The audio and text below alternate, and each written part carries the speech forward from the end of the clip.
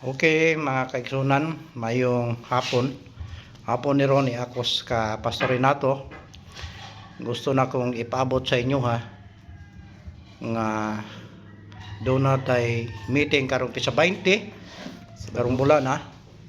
Dahil yung adlaw ng Sabado. Unya naatay gitawag og Christ party mga kaigsunan. Mga kaubanan akong mga pastor. Nagparty ta para sa Ginoo no. Unya mag-iyahay ra ta og dala og balon. Dayon ang tanan pod nga mga worker sa church, mga elders, pwede po maapil sa ato ang Christ party mga kaigsunan tungod kay wala man ta magkuan nga nagdili sa December, mahimo sa tanang bulan atong inana ta no kay tungod mga Kristohanon ta.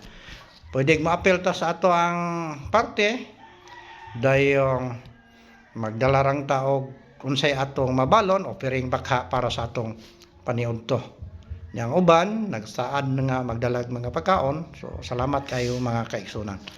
Og ako pong giawhag ang tanang mga kapastoran nga human sa atong party do natay District 1 election mga kaigsunan paghapon na unya ayaw mo kalimot sa mga pastor nga katong niagi nga dili kayo motambong basig karon makahuna-huna mo nga once a year ani mahitabo mga igsoon nga sa Disyembre magkita-nay ta diri nato ibuhos atong pagmahal sa sag-usa no magtagbo ta datay mga hisgutanan manang ayaw kalimot sa tanang mga kapastoran sa District 1 gikan sa Kolipapa, Malabugas, Maglinaw, Datag, unya Kabigtian, Kaluyhaan, Kolipapa, Hallelujah, Linantayan o Ulandaw ayaw kamo kalimot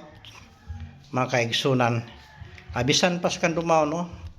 Tanan nga mga pastor sa District 1. Ako ni nga nag-awhag talagsaon na ning musulti ko dire kasi bulan no. Kasi bulan ko dili sa tulo ka bulan sa ko musulti ninyo no. Nya karon importante kayo December na atay mga butang nga atong himuon para sa kalambuan sa ministry. Nang dalaygon ang Dios ayaw kalimot sa 20 karong bulana magtagbo ta diri sa Pastor Renato yang church atong gihulaman mga igsoon para sa ministry. Ako pong gikalipay nga siya nagpagamit ra pod manang dalaygon ang Ginoo ayaw kalimot sa 20 magtagbo ta diri. Salamat ug mayong hapon sa tanan. Okay.